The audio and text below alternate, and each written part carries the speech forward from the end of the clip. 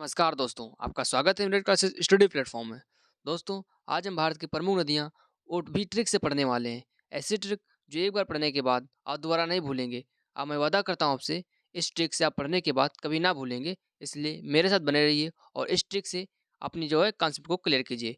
चलिए आज की क्लास को हम स्टार्ट करते हैं। देखिए साथियों, पहला प्रश्न जो है इस तरीके से कि अरावली पर्वत से निकलने वाली नदियों को याद करने की क्या ट्रिक है। तो दोस्तों, जो अरावली पर्वत से निकलने वाली नदियाँ हैं उसके लिए ट्रिक जो है वो बनाई गई है कि बलमा, क्या केवल बलमा, इतना सा, केवल बलमा। तो बलमा का मतलब क्या हुआ? बी से आपका बनारस हो जाता है क्या? बनारस बनास नदी हो जाती है। और ला से आपका लूनी, क्या ला से लूनी नदी हो जाता है। और माँ से माही नदी, क्या माँ से माही नदी हो जाता है। ठीक है, मतलब बलमा। बा से आपका बनास नदी, ला से लूनी नदी। लूनी नदी कहाँ? कच्छ के रण में लुप्त हो जाती है। कहाँ? कच्छ का जो रण है, ठीक, कच्छ का रण गुजरात के पास पड़ता है, वहाँ जो होती है ये समाप्त हो जाती है। और माही नदी, माँ से माही नदी, ये क्या कर्क रेखा को 2 बार काटती है। कौन सी? तो दोस्तों आपकी माही नदी है, ये एकमात्र ऐसी नदी है जो कर्क रेखा को भारत में 2 बार काटती है। ठीक है, तो ये ट्रिक कौन सी हो गई? जो अरावली पर्वत से निकलने वाली नदियाँ हो जाएँगी। ठीक है, वो भी हमने लिख दिया है। आगे देखते हैं नेक्स्ट जो है, जैसे दोस्तों ये है कि खंबात की खाड़ी में गिरने वाली नदियों को याद करने की ट्रिक क्या है? तो खंबात की खाड़ी, ठीक है? खंबात की खाड़ी में जो नदियाँ गिरती हैं उसके लिए जो ट्रिक है वो समानता, क्या? समानता, जिसे हम इंग्लिश में इक्वालिटी कहते हैं। क्या इक्वालिटी कहते हैं? तो समानता। समानता में सा क्या मतलब क्या हुआ? तो सा का मतलब दोस्तों हुआ जो, वो हुआ साबरमती नदी। कौन सी? साबरमती मती नदी। नेक्स्ट हुआ माँ। माँ का मतलब हुआ माही नदी। कौन? माही नदी। ना का मतलब क्या हुआ? तो ना का मतलब यहाँ पे हुआ सा दोस्तों नर्मदा नदी। कौन सी? नर्मदा नदी। नर्मदा नदी एस्चुरी बनाती है। कौन सी? नर्मदा नदी एक ऐसी नदी है जो एस्चुरी बनाती है। ठीक है, और ता से क्या हुआ? ताप्ती नदी। ठीक है, कौन सी? ताप्ती नदी। तो ताप्ती नदी का ये भी एक एस्चुरी बनाती है। कौन? ताप्ती नदी भी। कौन सी हो गई? समानता। कहाँ गिरती है? खंबात की खाड़ी में। खंबात की खाड़ी कहाँ पड़ती है? गुजरात के पास में पड़ती है खंबात की खाड़ी। ठीक है, नीचे साइड में पड़ती है, तो वहाँ पे गिरती है नदियाँ। तो साबरमती नदी, माही नदी, नर्मदा नदी और ताप्ती नदी। ठीक है, याद रख लेना इनसे। अगला जो है, ये कि प्रायद्वीप जो भारत में प्रवाहित होने वाली नदियों को याद करने की ट्रिक क्या है? तो प्रायद्वीप भारत में, ठीक है, प्रायद्वीप भारत में जो प्रवाहित होती है नदियाँ, उनकी ट्रिक ये है, कृष्णा कान में गाता। क्या? कृष्णा कान में गाता है। ठीक, कृष्णा कान में गाता है। तो कृष्णा से क्या बन गया? कृष्णा नदी। क्या? कृष्णा से आपका कृष्णा नदी बन गया। और कान से, का से आपका क्या? का से बन गया कावेरी नदी। क्या? का से कावेरी नदी। ना से आपका बन गया नर्मदा नदी। क्या? ना से आपका नर्मदा नदी। और में से बन गया महानदी। क्या? में से महानदी। और गा से आपका गोदावरी। क्या? गा से गोदावरी। और ता से आपका ताप्ती। क्या? ता से ताप्ती नदी। फिर से देख लीजिए, कृष्णा कान में गाता है। क्या? कृष्णा कान में गाता है। तो कृष्णा से कृष्णा नदी बन गया। का से कावेरी नदी बन गया। ना से नर्मदा नदी। में से महानदी। गा से गोदावरी। और ता से ताप्ती नदी। तो ये कहाँ? प्रायद्वीपीय भारत में जो बहती है नदियाँ, वो आपकी ये हो जाएंगी। ठीक है, नेक्स्ट है आपकी चंबल की सहायक नदियाँ कौन सी हैं? तो चंबल की जो सहायक नदियाँ हैं, इनकी जो याद करने की बेहतरीन ट्रिक है वो ये है कि पार्वती काली सी बनी सिप्रा। क्या? पार्वती काली सी बनी सिप्रा। तो ये ट्रिक है। ठीक है, तो पार्वती से आपके पार्वती नदी हो जाएगी। काली सी से बन गया काली सिंध नदी। क्या? काली सी से काली सिंध नदी। और बनी से बनी बनास नदी। क्या? बनी से बनास नदी। और सिप्रा से सिप्रा नदी। कौन? सिप्रा से सिप्रा नदी। तो ये ट्रिक हो गई जो आपकी जो होती हैं चंबल की सहायक नदियाँ हो जाएंगी। कौन सी? ये चारों, पार्वती नदी, काली सिंध नदी, बनास नदी और शिप्रा नदी, चंबल की सहायक नदियाँ। ठीक है दोस्तों, अगर ये ट्रिक अच्छी लग रही हो तो चैनल को सब्सक्राइब कर सकते हैं और वीडियो को भी लाइक कर सकते हैं। अपने दोस्तों में शेयर अवश्य कर दीजिएगा।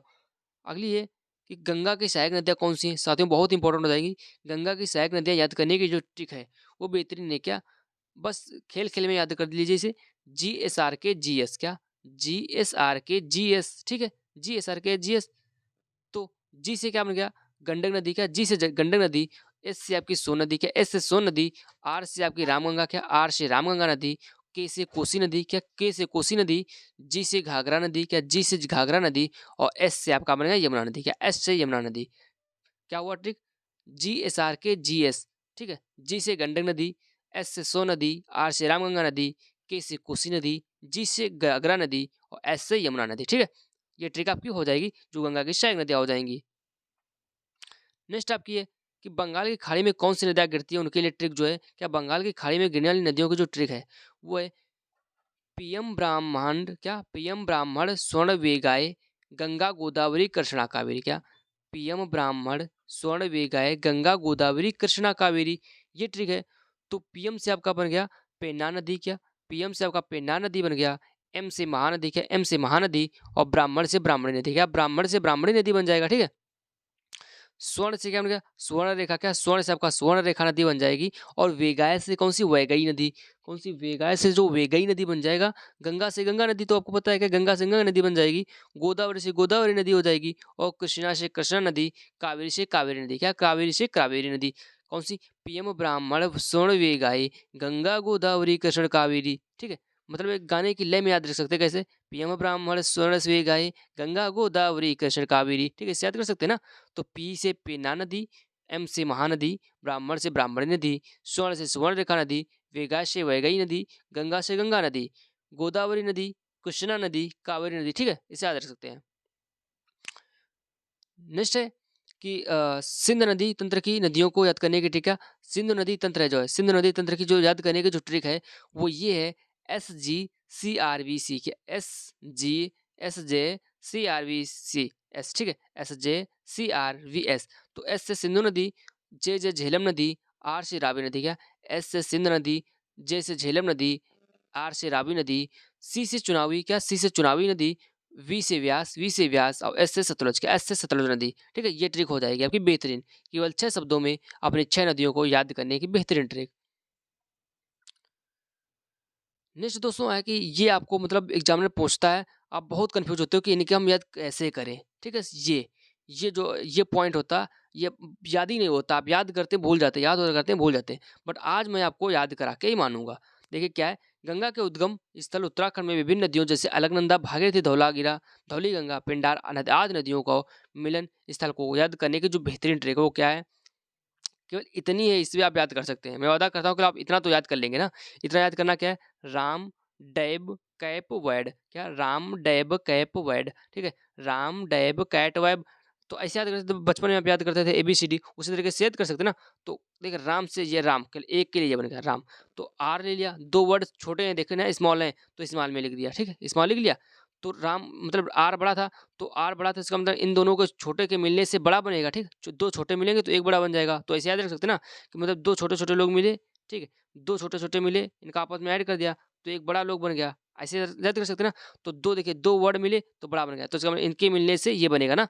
ऐसे करें तो क्या हुआ, राम, आर से रुद्रप्रयाग, आर से रुद्रप्रयाग, और ए से अलकनंदा, एम से मंदाकिनी। तो जहाँ पे अलकनंदा और मंदाकिनी मिलती है, कहाँ, जहाँ पे अलकनंदा और मंदाकिनी मिलती हैं उसे रुद्रप्रयाग कहते हैं। क्या, जहाँ अलकनंदा और मंदाकिनी मिलती हैं उसे रुद्रप्रयाग कहते हैं। तो क्या राम से देखिए याद हो गया ना, राम, राम, आर कैपिटल था तो कैपिटल मतलब बड़ा वाला। ठीक है, बड़ा वाला, और ए छोटा तो एम छोटा। ठीक है, आपको वैसे भी बताओगे कि किसी भी वर्ड का पहला जो अक्षर होता है वो कैपिटल लेटर में लिखा जाता है। तो राम बड़ा, ए स्मॉल छोटा, एम बड़ा छोटा।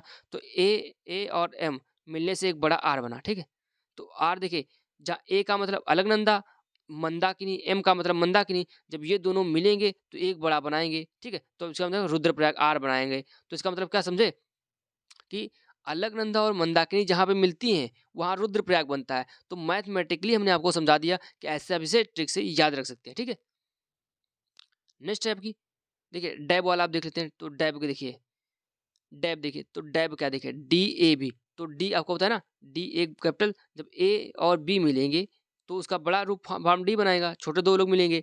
तो ए का मतलब क्या था, अलकनंदा, और बी का मतलब भागीरथी। जब अलकनंदा और भागीरथी जहाँ मिलेंगी, क्या अलकनंदा और भागीरथी जहाँ पर मिलेंगी तो वहाँ देवप्रयाग बनाएंगे। क्या, देवप्रयाग बनाएंगे। ठीक है, फिर देखिए आपका आ गया ए और पी। ठीक, ए और पी, जब दो ए और पी मिलेंगे, ए आपका स्मॉल था, पी स्मॉल था, तो बनाएंगे के कैपिटल का। ठीक है, तो इसका मतलब क्या, अलकनंदा और पिंडार, क्या जहाँ अलकनंदा और पिंडार मिलती हैं तो वहाँ कर्णप्रयाग बनती है। क्या, अलकनंदा और पिंडार मिलती हैं वहाँ कर्णप्रयाग बनाती हैं। ठीक है, और ए और डी मिलेंगी, जब ए और डी मिलेंगी जहाँ पे अलकनंदा और भागीरथ धौला का, अलकनंदा और धौली गंगा, तो अलकनंदा धौली गंगा मिलने पे आपका विष्णु प्रयाग का, विष्णु प्रयाग बनाती हैं। देख लीजिए दोस्तों, बस ये ट्रिक थी आपकी, केवल इतनी सी, इससे आप याद रख सकते हैं। और मैं वादा करता हूँ कि ये अगर आपने याद कर लिया तो आप कभी बता रहे 7 जन्मों तक आप ये नहीं भूल सकते हैं। ये मैं आपसे वादा करता हूँ, क्योंकि मैंने इसे अपने अपनाई है ना ट्रिक, तो मैं इसे कभी नहीं भूलता। बस ये इसे याद रख सकते हैं, क्या, राम से डैब कैप वैड। तो राम से आपको पता है राम का आर बड़ा है, तो ए और एम के मिलने से आर बनेगा। फिर डैब आया, ए और बी के मिलने से डी बनेगा। कैप आया, ए और पी के मिलने से के बनेगा, वैड आया तो ए और डी के मिलने से वी बनेगा। तो ऐसे देख सकते हैं ना? तो राम से क्या होता है, अलकनंदा और मंदाकिनी के मिलने से बना रुद्रप्रयाग, ठीक है? और अलकनंदा भागीरथी के मिलने से बना देवप्रयाग, और अलकनंदा और पिंडार के मिलने से बना कर्णप्रयाग, अलकनंदा और धौलीगंगा के मिलने से बना आपका विष्णुप्रयाग का विष्णुप्रयाग बना, ठीक है? याद रख सकते हैं इसे। दोस्तों अगर क्लास आपको पसंद आ रहा है तो प्लीज़ इसे लाइक कर दीजिए, और चैनल पे पहली बार विजिट कर रहे हो तो इसे सब्सक्राइब अवश्य कर लेना, जिससे हम मतलब इस पे ट्रिकी जीएस आपको मिलती रहेगी। ट्रिकी जीएस प्लस एक्स्ट्रा और जितने भी को मतलब ओरिएंटेशन मिलेगा वो आपको मिलता रहेगा, बट ट्रिकी जीएस ज़रूर मिलेगी जो आपके कॉन्सेप्ट को क्लियर हो जाएगी। ठीक है? तो क्या देखा? ये देख लिया, अब नेक्स्ट देखते हैं। कुछ क्वेश्चंस कर लेते हैं इंपॉर्टेंट, ठीक है? क्वेश्चंस ये हैं कि भारत की पवित्र नदी कौन-सी? तो भारत की पवित्र नदी जहाँ तक मैं मानता हूँ कि आपको पता होगा, तो भारत की पवित्र नदी गंगा नदी कौन-सी? गंगा नदी हो जाएगी। और गंगा को बांग्लादेश में किस नदी से जाना जाता है? तो गंगा को बांग्लादेश में किस नाम से जाना जाता है? तो पद्मा, क्या पद्मा नाम से जाना जाता है। अगला है कि गंगा एवं ब्रह्मपुत्र की संयुक्त जलधारा किस नाम से जानी जाती है? तो गंगा एवं ब्रह्मपुत्र की संयुक्त जलधारा है, वो जानी जाती है मेघना, क्या? मेघना के नाम से। अगला है कि भारत की कौन-सी नदी सुंदरबन डेल्टा बनाती है? तो भारत की कौन-सी नदी है जो सुंदरबन का डेल्टा बनाती है? वो गंगा एवं ब्रह्मपुत्र को गंगा एवं ब्रह्मपुत्र नदी। अगला प्रश्न है कि सांगपो नदी किस राज्य से होकर भारत में प्रवेश करती है? तो सांगपो नदी है तो किस राज्य से होकर भारत में प्रवेश करती है? तो अरुणाचल प्रदेश। कहाँ से? अरुणाचल प्रदेश साथियों।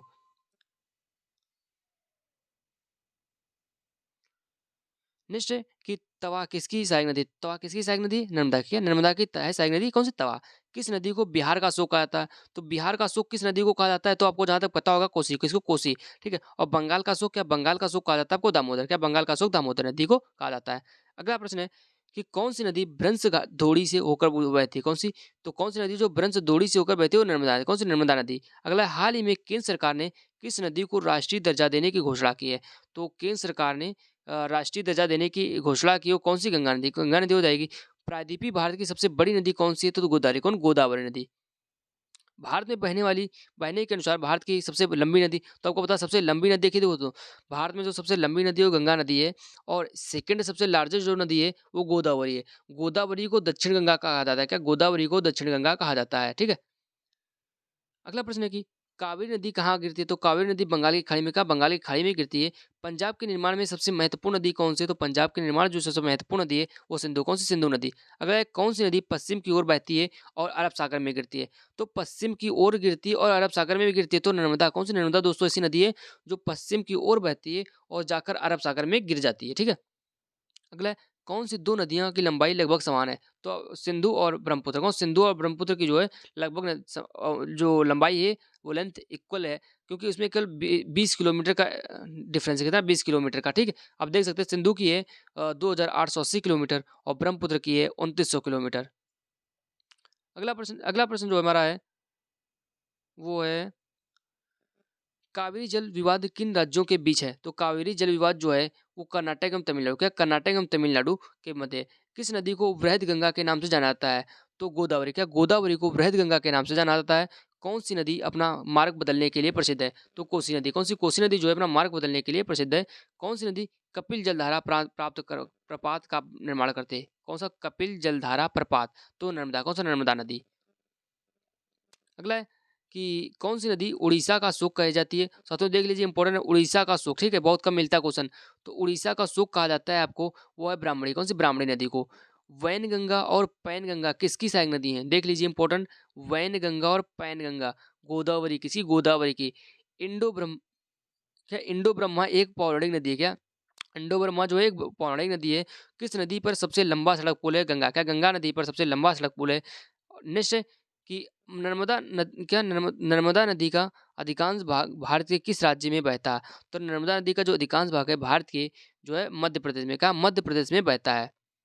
दोस्तों आज की क्लास को हम यहीं तक रखते हैं। अगर दोस्तों क्लास पसंद आए हो तो प्लीज़ लाइक कर दीजिए, अगर ना पसंद आए तो उसे डिसलाइक भी कर सकते हैं। बट दोनों ही स्थितियों में दोस्तों चैनल को सब्सक्राइब अवश्य कर लेना, क्योंकि आप अगर सपोर्ट करते हैं तो मैं अच्छी-अच्छी ट्रिक आपके लिए बनाऊँगा और आपके सामने पेश करता रहूँगा। दोस्तों अपने दोस्तों में इसे शेयर कर दीजिएगा और हमें सपोर्ट अवश्य कर दीजिएगा। Thank you.